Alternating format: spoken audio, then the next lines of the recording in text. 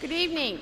I'm Linda Blakey, Provost at Washtenaw Community College, and on behalf of the Washtenaw Community College Board of Trustees, President Rose Belanca, and our faculty, staff, and students, I'd like to welcome the Ann Arbor Area Community Foundation to campus for your annual meeting. It is great to see such wonderful turnout today and so many familiar and new faces. I know this is a big year for you as you celebrate your 60th anniversary and continue the important work to build a stronger Washtenaw County for everyone. We have a lot of shared interest and are very proud to partner with you. And education is the ticket to a prosperous future, and your commitment to helping students achieve their dreams stretches wide and deep throughout Washtenaw County. The work you do to support the community through grants and scholarships is so important and is appreciated by each and every one of us. The foundation provides 25 to 30 WCC students annually with scholarship support through the Barker Endowment, which is held through the foundation. Numerous of your donor-advised funds are designated to the Washtenaw Community College Foundation for student scholarships, student emergency support, events, and other WCC programs and services. We are the community's college, and we're grateful for your trust and support, as well as that from the community as a whole. Your support allows us to keep tuition at one of the lowest in the state so that we can better serve students from all socioeconomic backgrounds and maintain beautiful facilities such as this that help host and support community groups such as yours. We appreciate all that you do to further education and enrich the quality of life in Washtenaw County. And thank you for partnering with us. I wish you a great evening and a wonderful, impactful year ahead. Thank you. Well, thank you so much, Linda Blakey, and hello to everyone, and welcome to the Ann Arbor Area Community Foundation podcast, Brick by Brick, the show that celebrates philanthropy and the Ann Arbor Community Foundation during 60 years of growth and accomplishment. My name is Sean Duvall, and I'm the founder of Golden Limousine International, but I'm also the chair of the Board of Trustees for the Ann Arbor Area Community Foundation.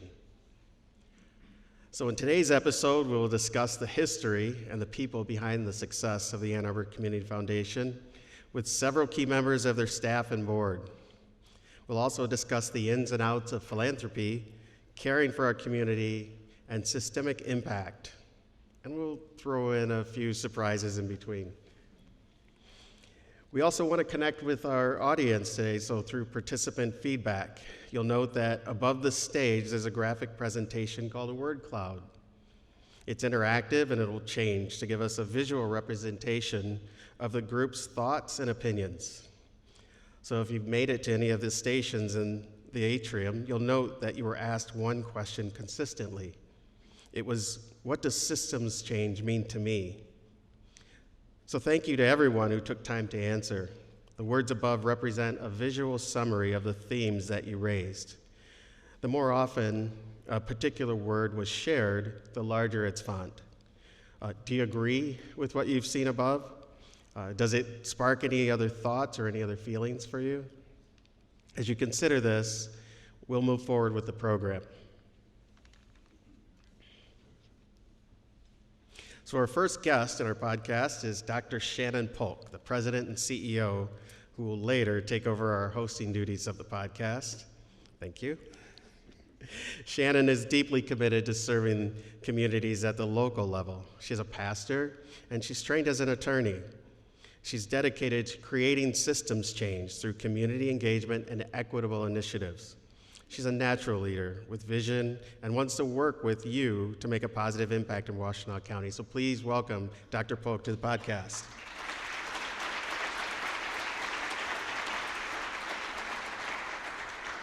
So hey, Shannon, thanks for joining us today on our podcast. Many of our guests may know you because of your leadership role of the foundation today. So we'd like to learn more about a specific fund held at the Ann Arbor Area Community Foundation, the Empowerment Fund. So it's my understanding that this is a newer fund at the Ann Arbor Area Community Foundation. So tell me, how and when did this fund become a reality? Sure. First of all, thank you so much for inviting me, Sean. The Empowerment Fund is such an impactful initiative. You're correct, it is a relatively new fund at the Community Foundation. It was formally established in 2019 with a 2-year pilot initiative in partnership with Washtenaw County My Brother's Keeper. The Empowerment Fund and its purpose was established based on extensive community input and advice. The fund's initiative are taking a holistic approach to support people, groups, and networks that share our goals. Our current systemic deficit is not reflective of the strengths, assets, and ongoing contributions of young Black men in our community. And yet, the inequitable outcomes still persist. We would like to be part of community efforts and solutions seeking to change these inequitable outcomes. So the Empowerment Fund has a very strategic approach to its systems change. Can you tell me what the primary focus of the fund is? Sure. The primary purpose of the fund is to support efforts that uplift young Black males in Washtenaw County while promoting their educational success. We believe that providing funding for initiatives such as education, mentorship, mental health support, we all saw how critical that was during the pandemic, and empowerment through the arts can create systemic change for young Black men in Washtenaw County. Outstanding. So uplifting young Black males is a primary purpose. How has the Empowerment Fund partnered in the community thus far? Well, it's been great. We have a wonderful partnership with the Ypsilanti Community Schools, and they were awarded a multi-year grant of $75,000 from the Empowerment Fund to support programs and initiatives of young men of purpose at the Ypsilanti Middle School. Now, the Ypsilanti Community Middle School has many partners in the community who understand the importance of working with the young Black men who attend that school, and what does it mean to work with them at a young age to help provide guidance and support to help them succeed. The multi-year funding has supported several initiatives at the middle school. That is just fascinating. It seems like a significant plan integrating many levels of support for systemic change. So can you tell us more about the Young Men of Purpose and how does this work? Sure. The goal of the program is to increase the number of young Black men in the Ypsilanti Community Middle School who are successfully persisting through middle school. We realized that that was an area where kids were falling through the cracks. And so with kids in grades 6 through 8, we have a collective of community partners who are invested in helping make an impact on these young men. And they receive, again, the mentoring, the academic and behavior support, as well as exposure to college and career readiness program. It was great for me to see a picture of these young men and to see some of the college students mentoring them. It was outstanding. It is amazing, and it seems like there are a lot of different organizations that are participating in the Young Men of Purpose program. Can you tell us some of the community partners? Sure. It's been great to see a plethora of people come out and say, we want to participate in this. So a few of them are Young Men of Purpose partners are Mentor to Youth, My Brother's Keeper, Washtenaw Community College's Career Readiness Program, Step Into Success, and Christian Love Fellowship Ministries International, just to name a couple of the partners. It just sounds like an impactful program, that it can really help these young men. Can you talk about some of the success indicators? Sure, that's a great question. So the program itself focuses on social and life skills, community service, self-development, leadership. And what does it mean to transition into high school and then after high school to college? These aren't really easy to measure. Now, what we did find, though, is that the participants did have some measurable key performance indicators that were very impressive. From just year 1 to year 2, there was an increase in the number of students who made the honor roll, improvement in attendance, and 99% of the participants took the PSAT, College Readiness Assessment, which is so critical. And beyond that, I had the opportunity recently to have lunch with Dr. O'Neill, who was the principal of the middle school, and she shared a lot of personal stories about the students of Triumph. And she shared about one student who made significant behavior improvement. Early in the year, he had a physical altercation with another student, and he shared with her that he had anger issues, and he would try to work on his behavior. After he participated in Young Men of Purpose, he came to her office visibly upset. He was holding his hand. She thought he'd been in a fight, but instead he told her that another student had pushed him, and instead of retaliating, he punched the locker instead, and that's why his hand hurt. He didn't have any more physical altercations for the rest of the year, and he would come to the office when he needed to cool down, maybe take a walk instead. She was so proud of his growth, and she really believed that his participation in Young Men of Purpose was the key to the change that she saw in him. Wow, it just sounds like Young Men of Purpose was just a great fit for the Empowerment Fund. So what's next on the agenda for the Empowerment Fund? Oh, well, we've opened a grant program with a cohort model component so that they can learn from one another. And so we have 5 organizations: the Student Advocacy Center, Big Brothers Big Sisters of Washtenaw County, Neutral Zone, City of Ypsilanti, and Trades Program for Youth and Adults. They were all provided $20,000 grants per year for 2 years. Now, they're all working towards providing various impactful programming to young Black men, from skilled trades training to mentoring programs. Now, they've met twice already at the Ypsilanti District Library. And we're planning another larger meeting where they're going to begin to think more about how they can work together to provide support for these young Black men. And it's been great. We even have an Empowerment Fund advisory group where everyone has an opportunity to share the highlights and advice. Well, thank you, Shannon, for that, and thank you for your insights and for taking over the hosting duties for me. But before you do, we're going to have a word from our first 60th anniversary program sponsor, and then followed by a wonderful surprise. So this podcast is also brought to you by the Ann Arbor Area Community Foundation's Field of Impact Funds. So AAACF holds 58 Field of Impact Funds that are like the Empowerment Fund. So these funds enable donors to support a variety of interests and concerns to them, including diversity, equity and inclusion, human services for both children and adults, education, healthcare, the environment, and the arts. So rather than addressing issues with on-off approaches or grants, Field of Impact funds allow AAACF to take bold action, build relationships and trust, and assess our impact, all the while holding ourselves accountable. So endowed Field of Impact funds also support community change because they allow AAACF to build on what the community has already told us and allow us to engage with the community for the long term. So ultimately, these funds allow us to do more than just distribute grants. They allow us to bring people together and to help the community build a shared vision for the quality of life for the people of Washtenaw County.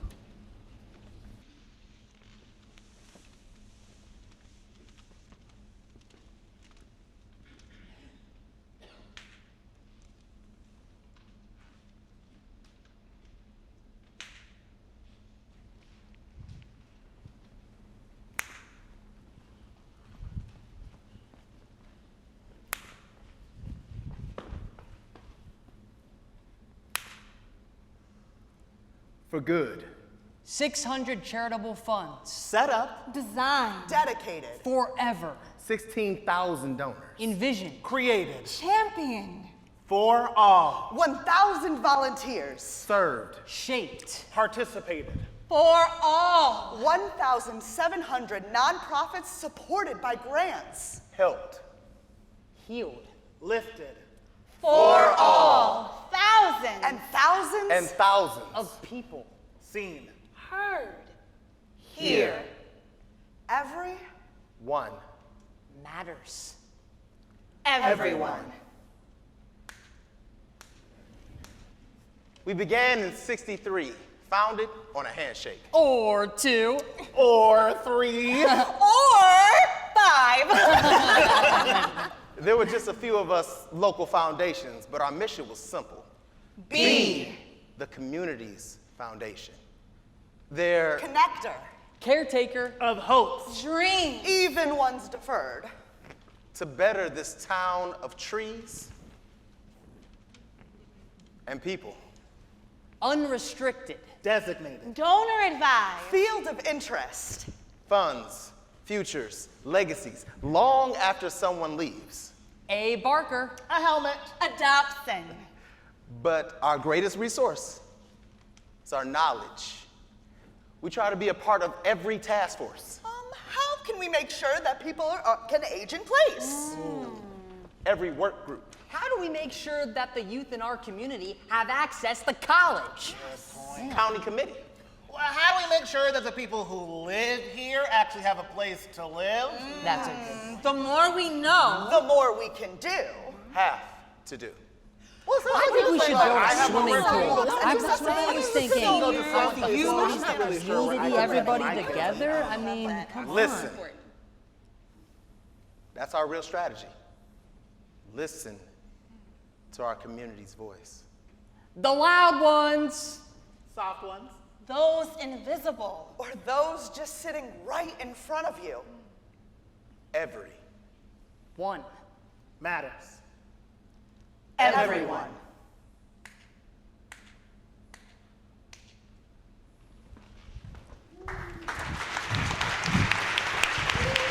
Before we move forward, I'd like to thank Sean Duvall for pitching in as our podcast host. He'll be back later in the broadcast. But now moving forward. During the past 10 to 15 years, many private foundations and community foundations have looked for new ways to leverage their assets to pursue and achieve lasting social change. While many know about the impact that grant-making's had in the community, not everyone is aware that our community foundation also invests parts of our assets in Washtenaw County to pursue social change while also earning a financial return. This tool is called impact investing, and while it has enabled the foundation to invest in critical issues in Washtenaw County, we have been able to address a variety of issues such as affordable housing, healthy food, and the growth of small business. Here to share more about this is Jillian Rosen, Special Assistant to the President and CEO. Welcome, Jillian. Hi, Shannon. I am so glad that you are a part of our team and are helping to lead this work. Could you talk a little bit about what impact investing is? Sure. So we have a lot of tools in our bag to support and contribute to change in our community, and impact investing is one more of those. With impact investing, we can unlock more capital to invest here in Washtenaw County. It is another tool for investing in the hopes and dreams of our community, and also leveraging a really powerful endowment that 16,000 donors have contributed to over the years to invest in those that have been marginalized from different types of capital or financial systems. That's incredible. Could you share with us a few examples of impact investing that have taken place in our community? Yes, I'm so glad you asked. We are really proud to be investing in a project called Dorsey Estates, or some of you might know it as 220 North Park, which is a for-sale, permanently affordable housing development that's located in Depot Town in Ypsilanti.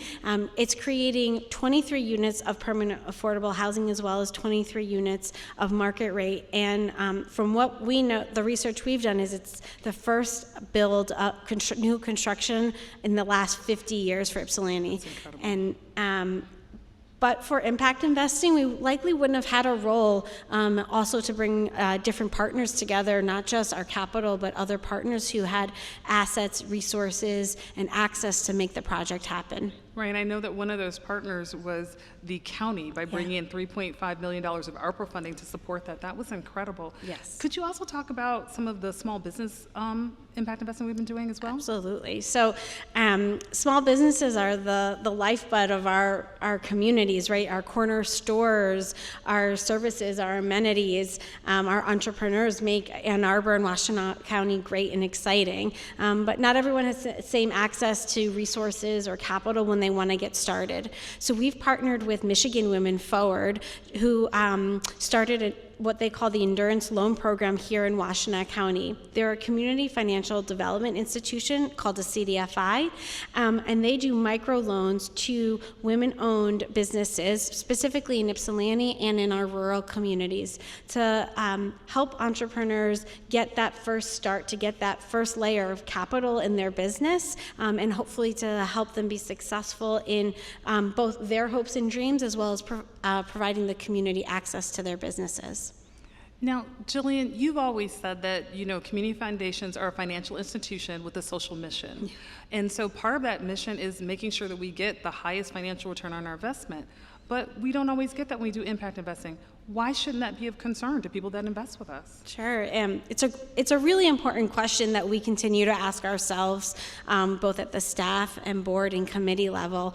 And impact investing doesn't necessarily mean that we are going to sacrifice returns. We may strategically choose a different return profile because the impact, for example, 23 units of housing warrant that type of return adjustment. But it's also in partnership with the entire endowment. So the board has allocated 5% of our endowment, which means 95% of our endowment is invested through our traditional and really sophisticated and successful investment allocation. I know that Jamie and our CFO and Laura, our treasurer, will be sharing more about that, but it's not that impact investing happens in a silo or by itself. It's actually in partnership with the rest of the investing that the foundation's doing to ensure perpetuity and to provide grants in our community. What a great example of innovation. Thank you so much for being here today, Thanks for Jillian. having me. All right, we'll now move on to a word from our second 60th anniversary sponsor, Karen Andrews, followed by another interlude from Limelight Productions. Good evening. Brick by Brick is brought to you in part by the Community Foundation's investment in Dorsey Estates. As Jillian mentioned, this investment supports the City of Ypsilanti and a women-owned and led development company, Renovari Development. Renovari is coordinating the construction of Dorsey Estates, which is a 46-unit housing development in Ypsilanti, and it's named after Maddie Dorsey. Miss Maddie Dorsey spent much of her life fighting for the rights of others to keep their homes when both social and economic forces were trying to push people out. When completed, Dorsey Estates will be the first new housing development in the city of Ypsilanti in the last 50 years.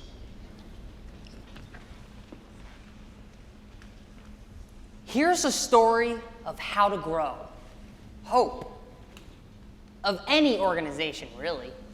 You meet, greet, seed funds, plant, grow, repeat.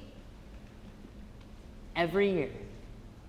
I started in 6th grade. Most days after school, there I could just be me, which is quiet in my head. Girls group took everything in my head and made it matter, made me matter. Now, like 800 others, they stayed with me, made sure that I could do more, Be more. dream bigger. Nothing is out of reach. It's hard to explain what it's like only to have part of a door open for you. See, I could talk my way out and through just about anything. But when someone tells me to, Read this file. or Read this report. I freeze. 1,000 doors opened and 1,000 doors closed. Becoming a learner of literacy every day for months. Washtenaw literacy taught me one vowel, one consonant at a time. Reading hasn't just become my lifeline, but my salvation. For me, the only way to heal, to recover from wanting to drink all the time, was to live with others who want to do the same. So that we could change. They create a Safe space. for us who want to Let go. Quiet our minds. leave our addictions behind. That's what Dawn Farms is. A horizon. A horizon to a better life. That's the thing about growing hope. I never grow hungry because I can grow my own greens, tomatoes, turnips, and turn those veggies into my vocation. I sell what I grow. The farmer's market is not just about buyers. It's for sellers. It's a soul saver. This is how to improve the lives of a community. Begin small, micro-local. A A house. school. A neighborhood. A girl. A learner. A grower. An addict. Improve the lives of a community through Empowering. Reading. Growing. Healing. generational health is generational wealth. An investment from seed to sanctuary. Every. One matters. everyone.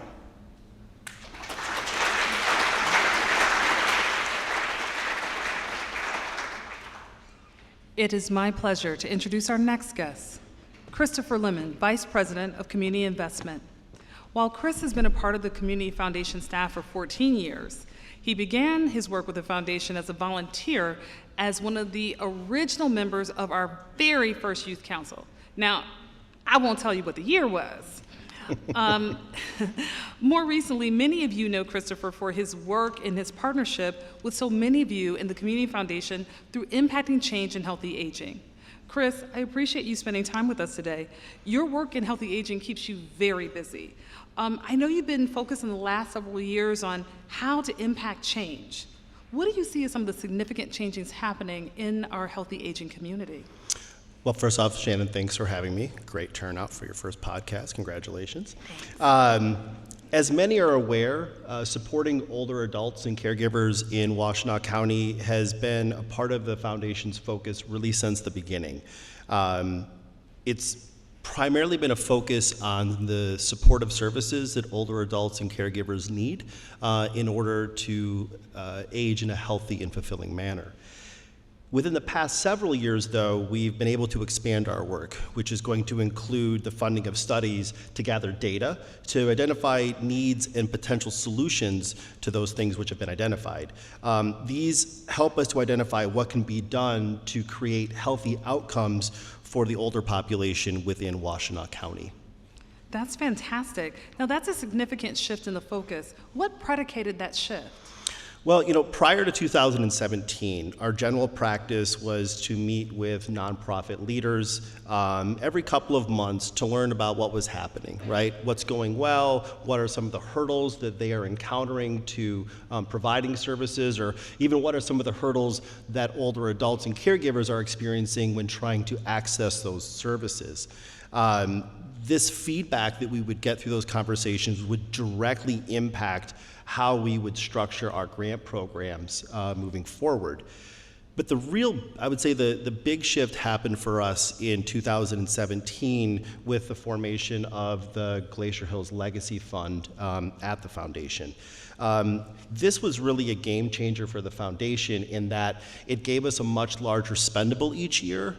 So that allowed us the opportunity and the capacity to try different ways of supporting. And this was really where you started to see a shift moving towards a systems level approach.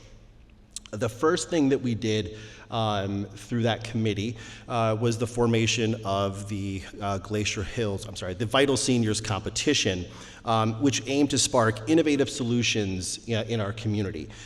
Through this competition, we were able to invest $2.5 million into nonprofits with some incredibly innovative programs that were looking to really provide some upstream support to older adults and caregivers in our community. What also made this different too was that I think that as a foundation we're constantly on a learning journey. We're trying to find different ways and more impactful ways to support. So outside of just giving grant dollars, we also provided access to consultants to support their data collection, to support their evaluation, and even providing reports that would help kind of allow the community to understand where they were gaining traction with their program. The result long-term is that there still is a network of those nonprofits that were awarded those grants that are continuing the work that was proposed and then funded through the competition. The programs are phenomenal. They're creating great and lasting impact. But I think that one of the really wonderful things that came out of that was an understanding that there needs to be collaboration. And so that cohort approach to the work as those grantees traveled across those years really strengthened the understanding that there can be a lot of learnings and shared responsibilities to meeting those outcomes that we're trying to achieve. Well, it's interesting. You and I have had conversations about just how to help shape an ecosystem that needs to grow. And that's really looking at it not just programmatically, but really looking at what systems change is. Can you talk about that systems change shift that you've seen in the older adult space? Absolutely. The Vital Seniors Initiative did a lot to show the community that we're committed to being strategic as well as transparent. The last thing that we ever want to do is to gather data and then it just is housed within the foundation. We always want to be forward-facing with that data. And I think that we have a long history of being a data-driven organization as well. We've commissioned several studies to kind of help our awareness and guide our efforts in the community. We know, through our own research, that the older adult population is set to reach 110,000 individuals by the year 2040, just here in Washtenaw County, and that those that are 75 years of age or older will be the fastest growing segment, not only in Washtenaw County, but across the entire United States. We appreciate and understand that the quality of life for all of us by 2040, not just older adults and caregivers, but for all of us, because we're all interconnected. But the quality of life in 2040 is going to be directly impacted by how we decide and choose to respond right here, right now, to those issues that are in front of us. To get a more clear understanding of what's necessary too, in 2020, we worked with a consulting group, Root Cause, and what we wanted to do was to really get a grounded understanding of what older adults themselves feel that they need and want in order to be able to age in a healthy and fulfilling manner. This was like an 8-month-long project that really dove deeply into the daily lives of older adults and caregivers. And I think that what we found was incredibly telling. There was a lot of data that was collected, but after we went through it all, we found 4 key areas that older adults really wanted us to focus on. And that's going to be access to technology, it's going to be social connections, transportation, and then housing. And so that data has really cemented for us kind of our priorities moving forward. As a way that we act upon that data, because I think sometimes we hear that there's a lot of surveying, but there's not a lot of action. So an example of where we have been able to act upon that data is that we've recently funded a transportation summit that was hosted by the Washtenaw Health Initiative. This summit included key agencies as well as elected officials, state officials, and transportation experts. We brought them together to do a deep dive into the needs of older adults and caregivers when it comes to transportation. This was an incredibly committed group. We were able to learn a lot of what's working well, but we're able to come to some startling revelations around where there is vast needs still within Washtenaw County. At the end of the day, we have a working group of individuals who are committed to working together to find solutions for transportation, and we're hoping that this can really be kind of a jumping board for the other areas that we're trying to have impact in as well. Well, now you mentioned all of the data that you've been gathering, and at our institution, we really try to be more innovative in how we share that data back into the public. Can you talk a little bit about something that you've worked with recently called Solo Acts? Absolutely. So Solo Acts is a localized example of merging data and art. It's a theater production on aging alone, curated and performed by Limelight, who is actually here tonight. This was an event that we sponsored, which actually took place at Eastern Michigan University. Limelight spent about 2 years interviewing older adults interviewing older adults who live alone, either by circumstance or by choice. And then what Limelight did was that they took those answers, those narratives that came through those interviews, and they put that into a theatrical representation. The actors portray these solo agers based upon the comments and statements that they made during the interviews, sharing not only their struggles, but also their joys, because there are a lot of joys that can come through aging solo as well. I think theater is incredibly powerful. There's a reason why we lean into it all the time.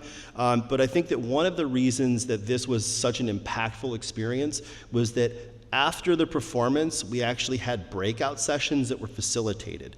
And what it provided, theater provides us an opportunity to be reflective and also vulnerable.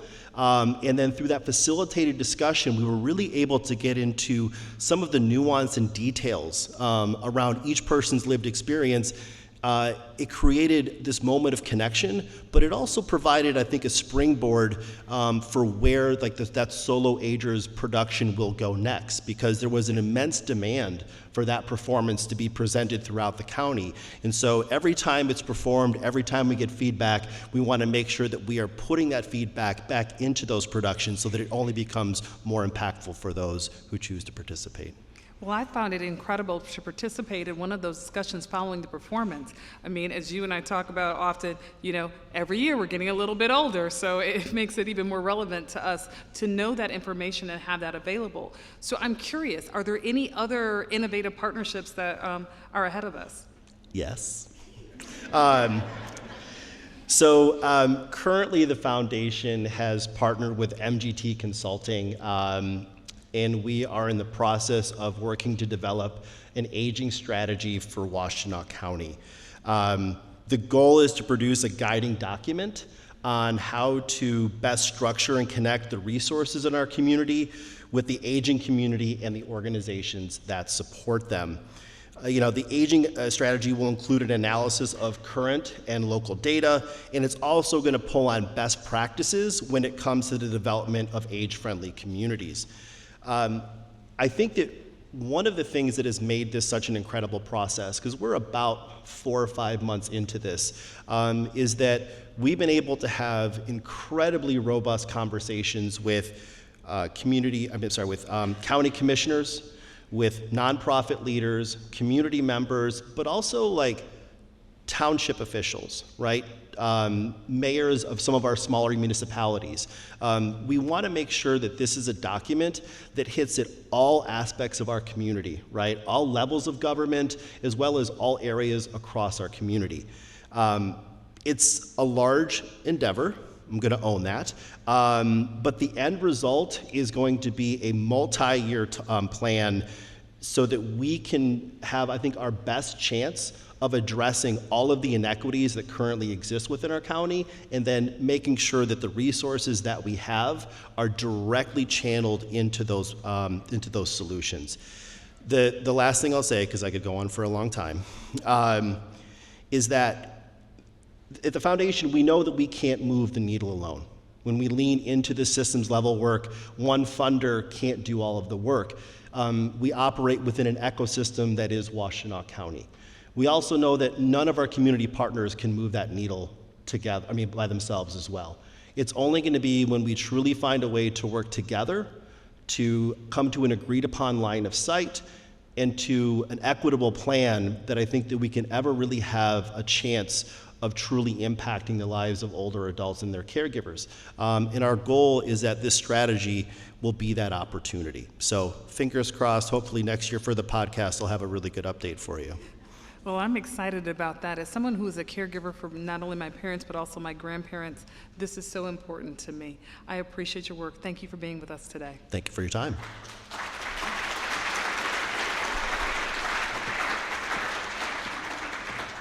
And now we would like to share a special message from our third 60th anniversary program sponsor, the Glacier Hills Endowment Fund, which will be followed again by Limelight. Thank you, Dilip Das. Our sponsor, the Glacier Hills Legacy Fund, was the product of the generosity and vision of Ann Arbor's Glacier Hills Senior Living Community and Trinity Health Senior Communities of Livonia. Managed by AAACF, this $18.25 million fund was created to benefit senior adults in Washtenaw County, especially those at risk and with low incomes. This fund will provide support to the aging community in perpetuity. Through this, a $2.5 million initiative, the largest of its kind in North America, was designed to catalyze high-impact innovation and create enduring outcomes for vulnerable seniors and their caregivers in Washtenaw County. In 2019, AAACF awarded more than $1 million in grants from the Glacier Hills Legacy Fund, investing in programs, services, and research that will innovate and help Washtenaw County better serve the needs of our growing senior population. More than $600,000 of those investments were directed to a second year of funding for the winners of the 2018 Vital Seniors competition, including building the Vital Seniors Network for those grantees to continue this collaborative approach to supporting senior services in our community. With support from the Glacier Hills Legacy Fund, local seniors have and will continue to receive assistance with out-of-home respite care, thousands of meals delivered to older adults in our community, hundreds of grocery deliveries, thousands of rides for older adults to make medical appointments or grocery shopping or pharmacy and vaccination visits or recreation, transportation, and more. Vital Seniors helped address common comorbidities such as hypertension, diabetes, COPD, chronic pain, osteoarthritis, and social isolation. The need for system change is real.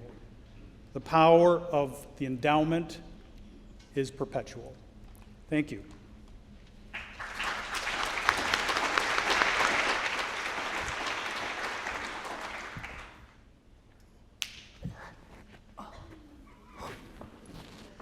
Here's the story of how to keep swimming even when your walls are in disrepair.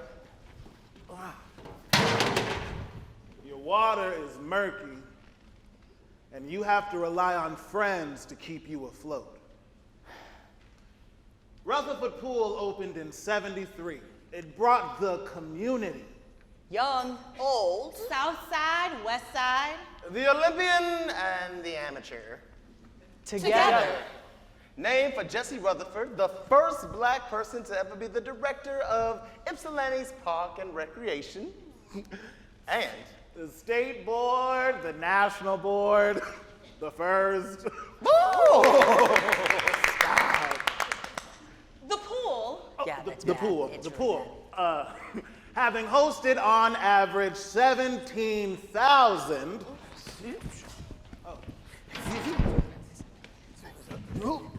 visits a summer. Closed in 2012. A neighborhood oasis. Empty. How do we fill it back up? Let the community lead. Convene. Let them come to you. Tell you. What they need. bricks. Mortar. Water. Free swimming. Okay. Floaties. Be a partner. Co-plan. Collaborate. Envision and endow so. Young. Old. South Side, West Side. The Olympian and the amateur. Can neighborhood together. Every. One. Matters. Everyone.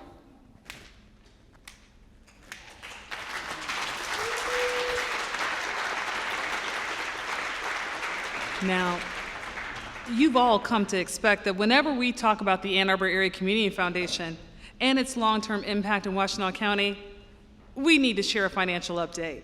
And so for that, we're going to have the financial news. Let's welcome Jamie Hunter, our Chief Financial Officer, and Laura Hayden, our Board Treasurer, to provide that summary of how the Foundation's financial performance supports its overarching goals. Thank you, Shannon, and welcome to the Financial News. At this point in the podcast, our listeners have learned about systems change and the impact of various Ann Arbor Area Community Foundation programs. We each understand that it takes a combination of collaborative spirit, human capital, and financial commitment to serve our mission and to move forward on a strategic agenda.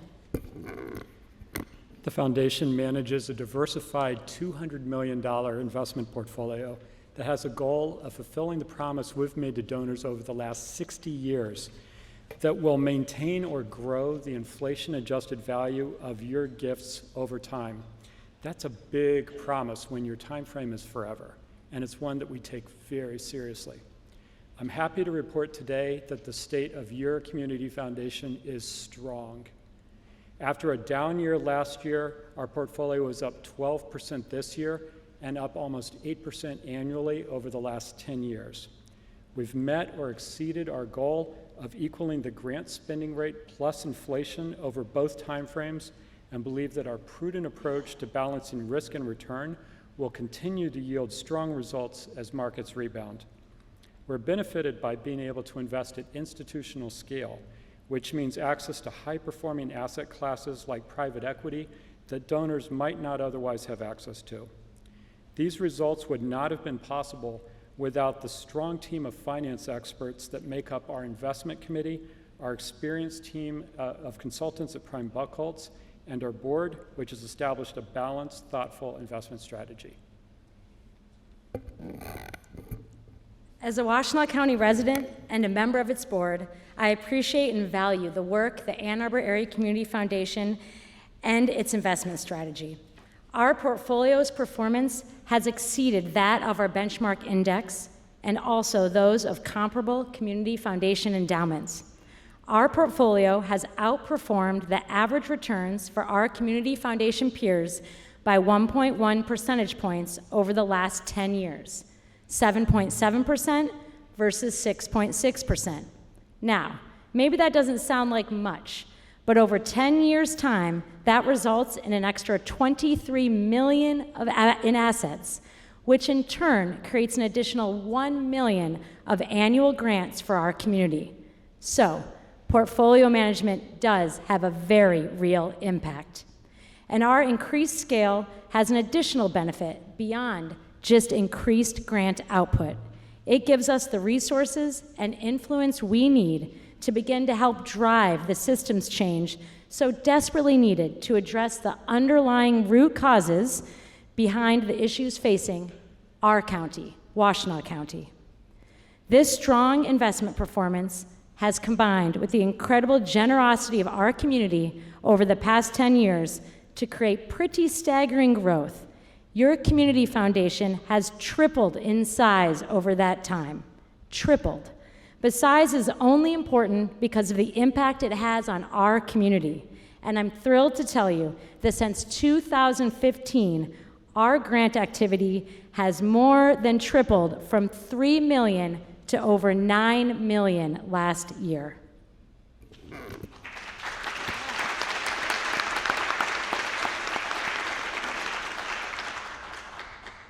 All of this growth has led to a very high-quality problem. We've outgrown our current space at 301 North Main Street.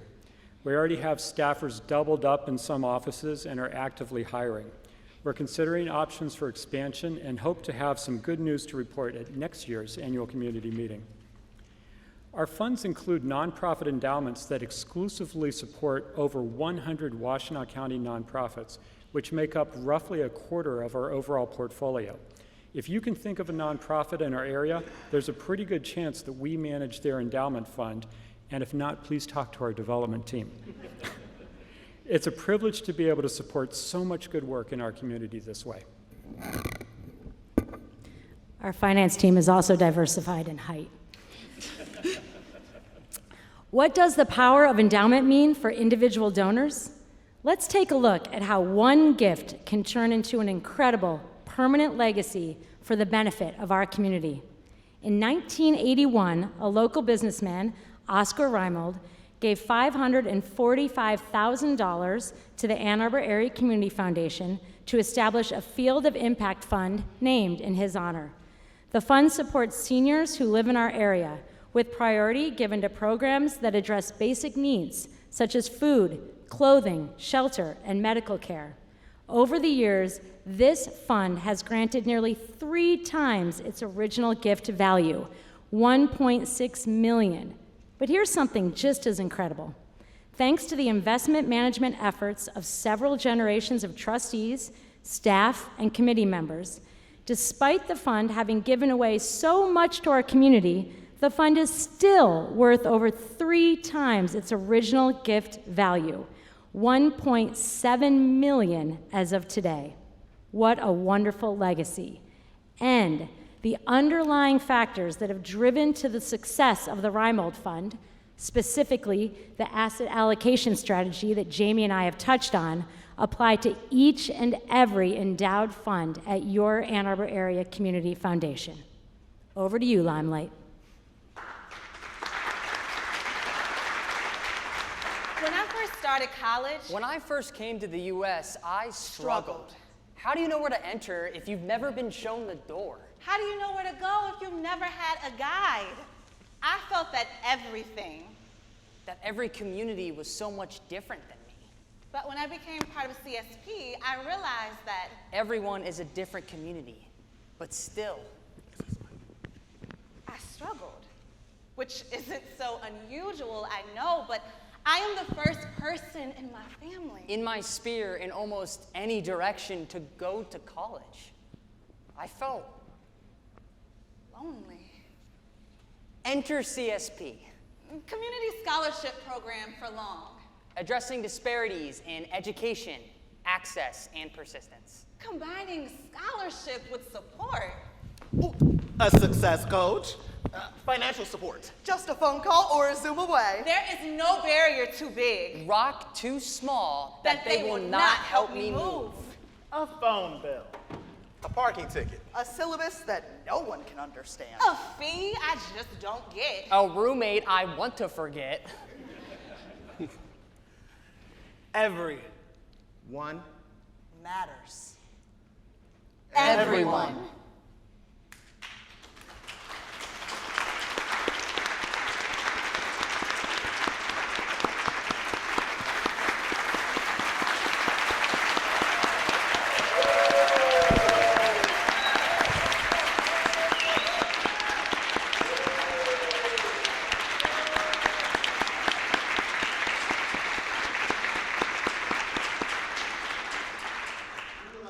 Moment to introduce our cast.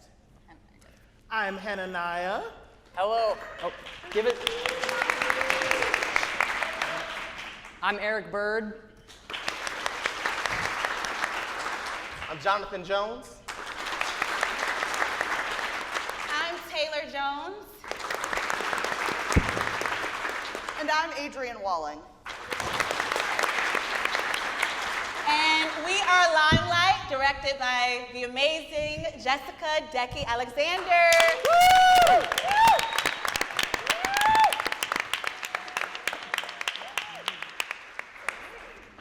Thank you. Thank you. Well, I want to just say thank you to all of our speakers, our presenters today, and I want to especially thank my co-host, Dr. Shannon Polk.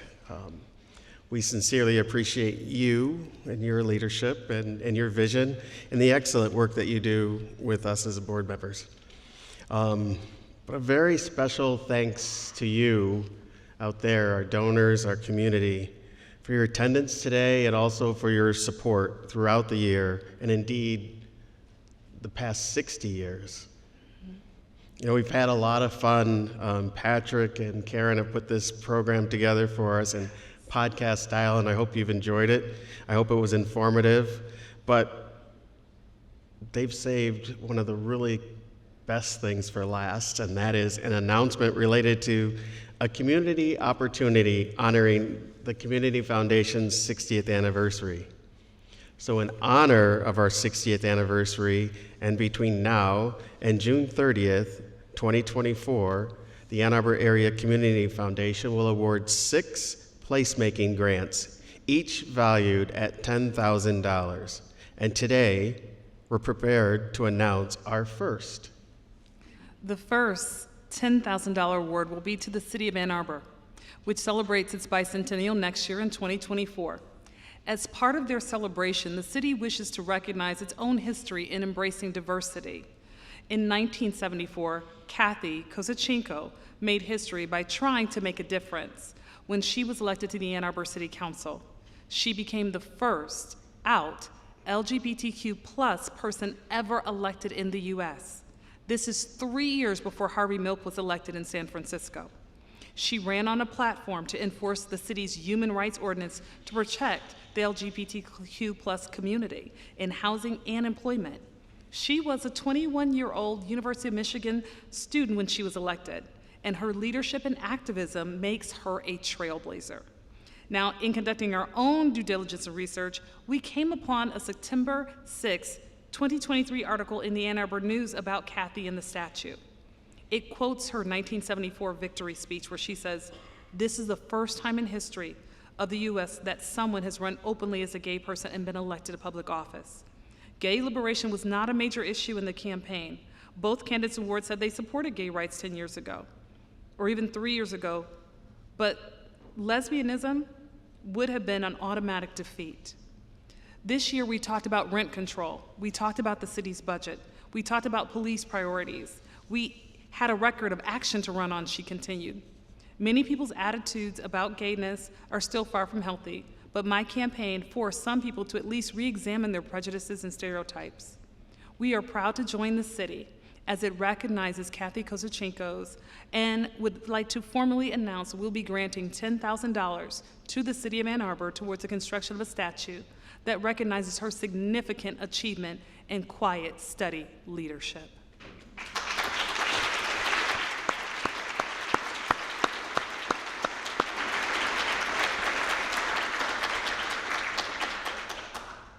Now, as we come to the end of our podcast, we call upon each of you to be ambassadors for our community, and in your own way, become trailblazers for our people, for equity, economic development, community health, and for building the community's endowment so that everyone in Washtenaw County, every single person, regardless of zip code, regardless of age, that they may feel that they're part of the growth and prosperity in this community, both now and in perpetuity, for good, forever, for all.